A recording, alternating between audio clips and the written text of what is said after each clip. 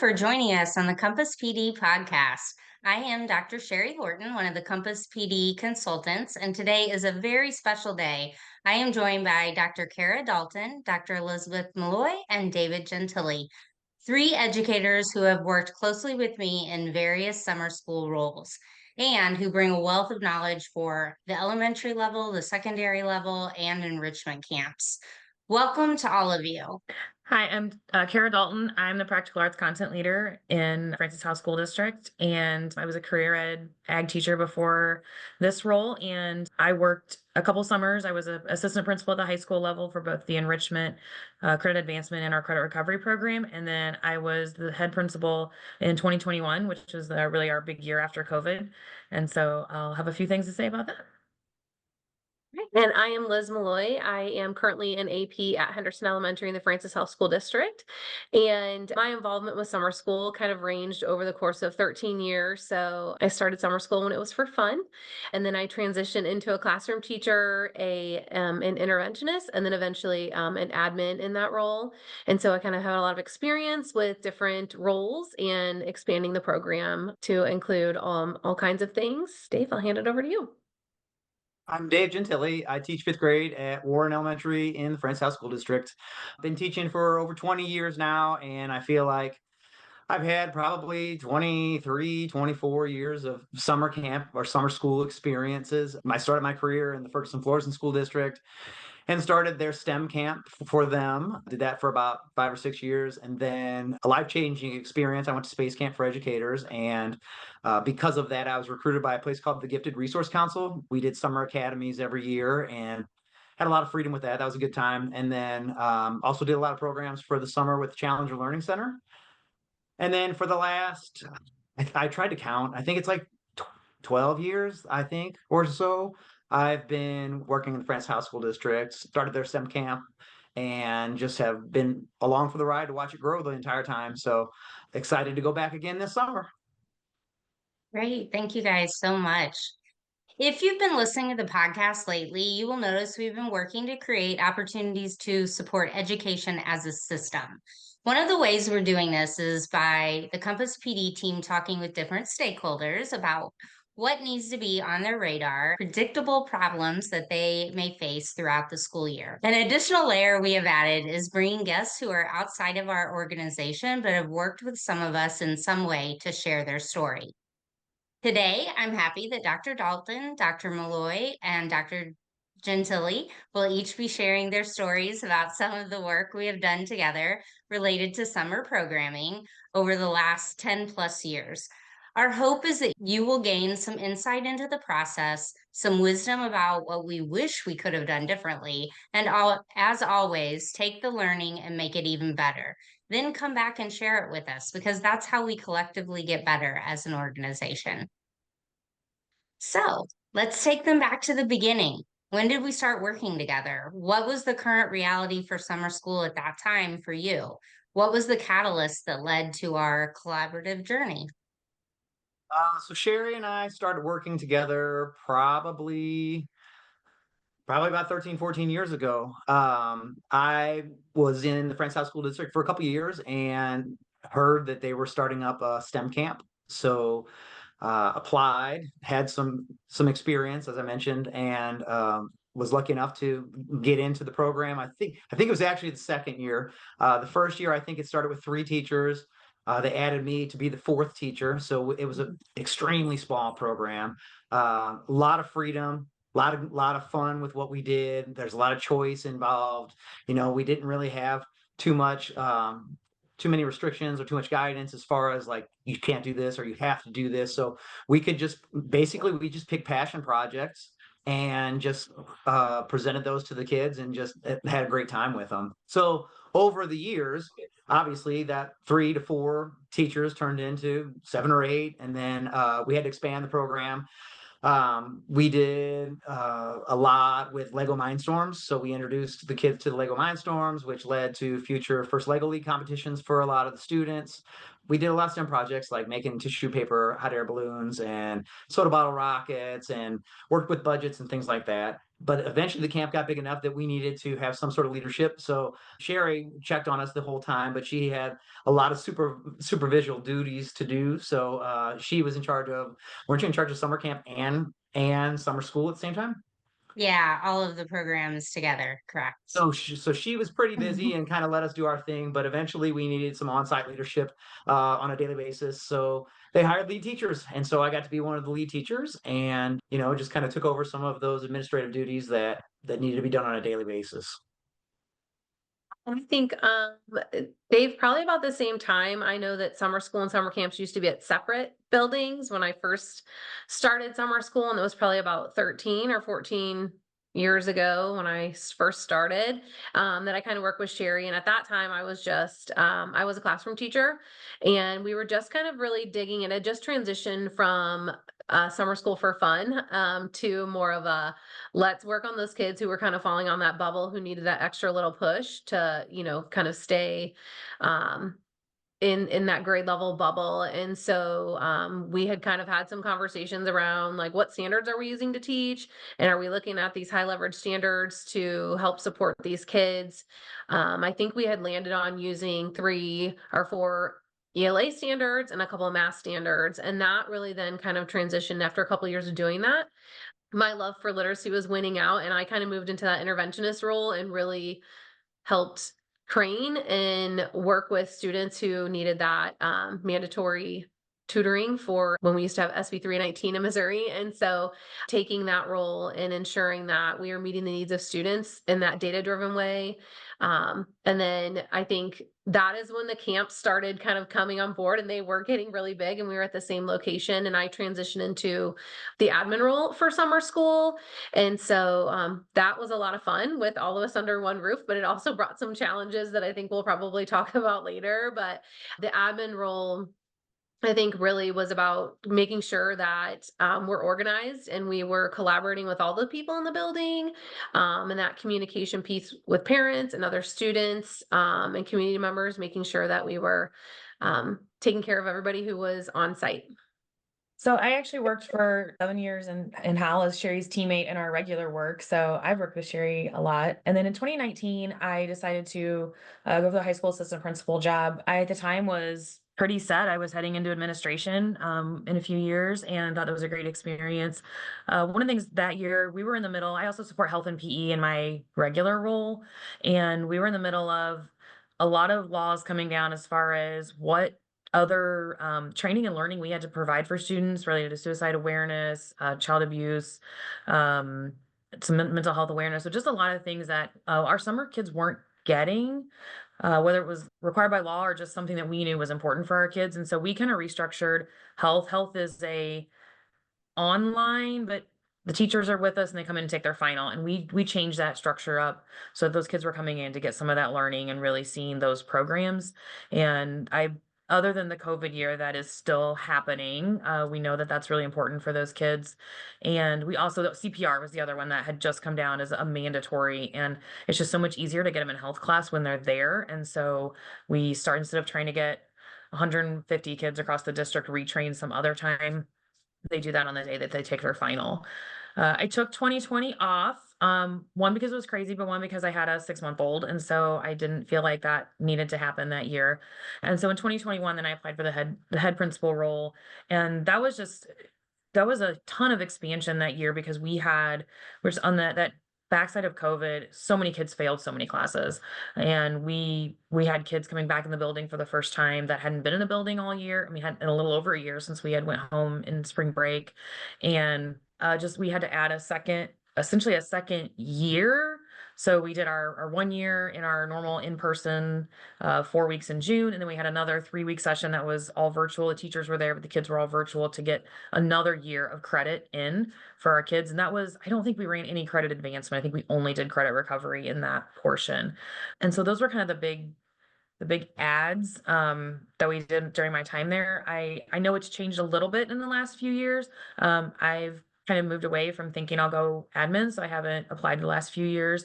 Just kind of enjoying being mom in the summer and having that times. But I do think even in my role as a content leader, just that experience with summer programs has made me a better leader, in that I really understand more of the system side of it. And planning a school, you're essentially starting a whole new school every year from scratch. You're hiring the people, you're setting schedules and all of those things.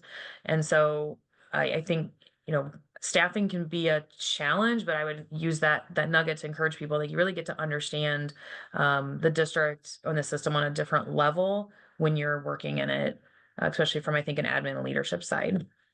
Yeah, I think that's Yes. probably one of the coolest things is that you merge all those people together, but it can be, you have to be really strategic because you are mixing up people from all over a district. And I know virtually, maybe not necessarily, but like in person, you're mixing everybody up too. And that can be difficult. Then you get a lot of, but we do this is our school. I'm like, well, but this is summer school, so we're not doing that here. This is how we do it now for 4 Yes, weeks. absolutely. It is tough bringing everyone together. As you said, in our district, we had 10 elementary buildings, 5 middle schools, 4 high schools. And so bringing staff from all those buildings and even students from all those buildings down into 1 or 2 buildings provided a lot of challenges. And so let's talk about what that looked like. What were some of those obstacles that got into your way, and how did the process go? How were you able to overcome some of those things? I when I think about at the elementary level, probably some of the biggest obstacles were making sure that we had the right kids at summer school. And then once we had that kind of determined, was getting the right staffing and the sufficient staffing in place to support kids. You have your classroom teachers and you had your interventionist. And when you're having all those striving readers come, you need a lot of reading support. And so making sure that you have people in those spots that can help support those kids is important. I also think, in the district, we have several title schools. And so when you are merging kids from all over and you need multiple locations, it's important to think about the needs of those schools and also balancing that with that when you mix up schools, just to make sure that one is not more heavy with the other as far as needs go for kids. And then I think that I don't necessarily think that the budgeting is an issue, but it's a lot to when you're first starting up, like getting all the materials you need, and the supplies and things like that can definitely be an obstacle if you're not used to a school budget. That can be difficult. And then I think, Dave, I remember us digging into supplies at the old building and then going to the gym at the school you're working at, and like everything's dumped everywhere. And so I think making sure that people have what they need to be successful for a very short period of time, could also be a challenge when you are trying to do things very quickly. And if there was any snow days and summer school was coming, you had even less time, with that, like maybe you had a week between regular school and summer school. And so it was always like crunch time all the time. That was on my list too, that tight turnaround, because it seems like our camps start, we get a week off after school, and you're right. So this year we had snow days. We're gonna go to school and end our school year on a Tuesday, and camps start the following Monday, but we move into our building, camps move into their building on Wednesday, and open house for parents is on Thursday. So we literally are gonna have 2 days to put it all together. And that seems like that's always been the issue for us, is like, when can we get into the buildings? When do the gen ed teachers clear out? So those tight turnarounds are always something that we stress about. And then just crossing your fingers, are the right supplies going to be delivered?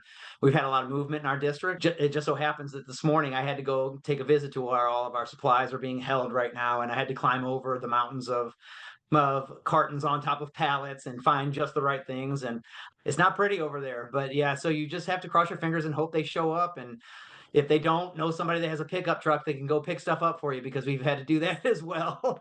But I think, like, as far as my camps go and the programs I've been in, finding those teachers that have that passion that they want to share during the summer is one of the biggest obstacles. We can always find bodies to fill the classrooms with teachers, but just finding the people that have that niche and have that passion to do what they, and to share their love for whatever subject it is they're teaching, whether it's robotics and STEM with me, or we started culinary camps or dance camps or art or music. We just have to find the teachers that have the passion and want to share that knowledge with our students. And sometimes that gets a little difficult, but as our camps did grow and we branched out into other areas, we felt the need to come up with uniform plans so that freedom as we grew, the freedom that we had to begin kind of started to get a little bit less, but the need was there because you might have 3 or 4 different sections of the same content, and we wanted all the kids to have the same experience that we had. So that was, it's the give and take, less individuality, but like a better experience for everybody. Oh my, I'm gonna probably shift from what you guys are talking about. I mean, the logistics is definitely an issue. High school doesn't have near as much stuff. And so I think, compared to trucks and trucks that you guys have, we have like 4 boxes. And so it's just not that big of a deal. There's a lot with logistics with scheduling to have to do. But really, the thing that stuck out when I was reading that question was, especially from the difference in 2019 and then 2021, there's always elementary has, even when they're there for interventions, I think there's a lot of fun factor with summer school, and kids are more excited about it. For the most part, with high school, they're there because they failed classes. And so, I remember 2019 sometimes feeling just really like there was a drag, and there are a few credit advancement kids there, but not near as many that are there on the day-to-day basis as kids who have already failed. So they're already down on themselves because they failed classes, and then they have to spend 4 weeks in summer school or 2 weeks in summer school. And we knew then coming into 2021 that not only do we have kids who have failed even more epically than ever before, kids who typically don't fail classes, who failed classes, and being back in the building, but just the stress that everyone was under, and the uncertainty and things that we'd kind of been through that last year. We really try to implement some more strategic ways to build some culture, build some fun. We were really strategic in how we had ways for the kids to go and select to see the counselor, which they do in high school already. So they're kind of used to that formula of having a QR code they can scan. So a lot more kids were going and utilizing the counselor services. We had a kind of a quiet room or a relaxed room that kids could use, and I bought bunch of stuff from the Dollar Tree, little sensory type stuff that you wouldn't think high schoolers would love, but they love. So when they come and talk to you, they play with every fidget spinner in your box. And we did a lot with rewarding kids for different things. So teachers were asked to nominate kids every week for something, and we drew so many names, and they just got it was like $5 gift card and a candy bar or something like that. And then we made a big deal and took pictures and put them up, and just trying to bolster the fact that they were in summer school after what was probably a very hard year for most of them. I will say that from 2019 to 2021, our discipline rates went incredibly down. We had, I think, 0 altercations. We had a handful of kids who were trying to vape. I think we only in summer school there's really not in school suspension. So if they do something that would normally merit in school suspension, a lot of times they're just gone and they don't get to go finish summer school. I had only one kid that we had to do that for. And it's a pretty funny, long but funny story. There was some trash bag stealing incidents, and we finally had to send him home because he kept breaking in the custodial closet to steal trash bags and wear them. So it wasn't the wearing the trash bags; it was the stealing them. But I think that effort and really thinking about them and giving them those people to go to, and ways that they could easily come and talk to some of us, I think really helped that transition. Some of them were transitioning back into the building for the first time. And I think I wish we'd have done more for teachers, but I think I put that on a question later, so I'll stop talking now. All right.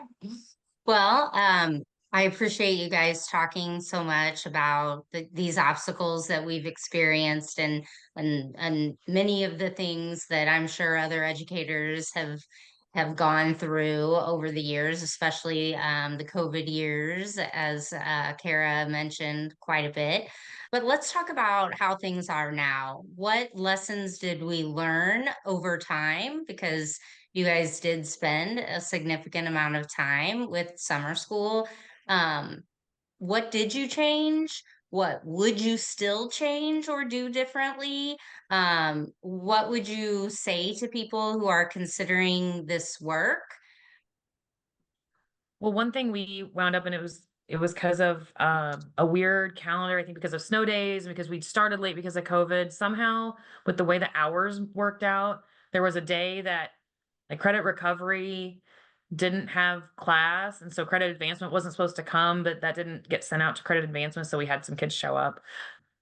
So I happened to be there working, and it was just me and the secretary, so we were able to get them sorted out. So I think my takeaway is the first time as an administrator was more communication and separate that out. It was in an email home that there was no school that day, but it clearly was missed by some parents. So another email should have went specifically to credit advancement parents as a reminder, versus because the credit recovery kids were getting their grade on the day before. So it was like more they knew it was over, whereas the credit advancement is half day and goes the whole time. So their semester wasn't over. They just weren't supposed to be at school that day. So just some better clarification on that was kind of our big oops. I think I would have focused a little more on the teachers that summer. I think, there was some that were struggling too, especially during our virtual session. They were there and, they would all kind of get there and kind of close their doors and be on Zoom at least part of the time. And I feel like it really realizes the last few days that it was just getting to be kind of a drag and a struggle for some of them and keeping up with kids. And I was in my office calling kids and families who were not keeping up with the work, but I should have done a better job of kind of focusing on them. It was also weird because they'd have to go to a different room like every other day because we were doing summer scrub. And apparently nobody told custodial. So every morning it was, well, what two teachers are displaced now? And they'd go in and there'd be not even a desk for them to put their computers on. So maybe also some planning on that and figuring out a way to not touch the rooms or plan better so they would not just show up and have all their stuff moved and gone. So what you just said about teachers, we've our rooms every summer, and so the teachers that we moved into their rooms, it's funny that some of them use zip ties to lock their drawers, and some of them just leave everything out for us to use. So it's always interesting to see what kind of space we have moving into new places. Like one of the things that we learned over the course of time that I've been doing this. We've learned a lot of things. A lot of them were little things, but like don't touch teacher stuff. That's what we have to tell people. Like the teachers that move into these summer school rooms, don't use the teacher materials. That dish of life of breath mints is not there for you. It's meant for them. So that's that. I mean, little things like that. There's tons of little things like that. But like in overall, the program, communicate with parents. That was one of your stories too. It's like every year, because we're at a new place, parents don't know how to pick their kids up. Parents don't know where to go, to even drop them off. So over the years, we've had to send maps, we've had to send emails, we've had to send letters. Every single possible way that you can communicate with parents, you got to do it, because if you don't do it that one way, there's going to be parents out there that's the only way they communicate, and they're going to miss out. And when they miss out, it's usually a pretty big deal, because it means that they're either stopping up the traffic line, or their kids missing out on the first hour of the day because they didn't know when school started, or things like that. So I mean, over time, one of the biggest things I think that we learned, and that was really good, is that we went from full day to 2 half days. So the kids can experience 2 different camps now that we have that variety. Um, spending 6 hours with one teacher during the summer is not great. So, for kids or the adults. So it's nice that we can, get them in, get them excited, do some cool things, and then send them on their way. And some kids do half day. Some kids do, 2 half days to make up that full day. So that was a big change to our program that ended up being really good for the kids and the staff, I think. I thought of one other thing because of something you said, David. The phones for us. The smartest thing I did from the second year was I took my own phone so that I would get my voicemails and I can get them on my email, but it was just so much easier than trying to use them calling into somebody else's line and then leaving a voicemail on that line, because they would call the number back, and with our phone system, at least, that was a pain. And so that was a good move I made from the first year to the second year. Was like, it is just my extension that's always out there. I would echo some of the same things that you guys said about communication, especially when you're merging staff and students and families from all over, usually the north end and the south end, and just making sure that you're being really proactive with that messaging. And I agree, Dave, like, we have some parents who they live by their email, and then we have populations of parents who they want a text message of information. And so, or they need that robo phone call. And so just making sure that you're over communicating every little thing, so that it doesn't get missed. I also think, being proactive about, um, taking staff from all over and finding some time for them to get to know each other. I know over time, there are some people I worked with every single year, and you kind of get in that groove and you go work for the same principal, and so you do those things, because you're comfortable with those people, but it's still important to kind of build that team and the camaraderie with the people who are teaching, just so that summer school is a fun experience for the staff as well. And so I think that being proactive about that communication with parents and staff and making sure they're having fun, and then making sure that all your community members are up to date on information is important as well. Great. Well, thank you, Dave, Liz, and Kara, for joining me to talk about our collective summer school journey. This experience will be so helpful for someone who's thinking about getting started. If you didn't know, Compass PD has a big goal of impacting the learning of 1 million students. One way you can help us meet that goal is by sharing this podcast with a fellow educator. Thank you for joining us today.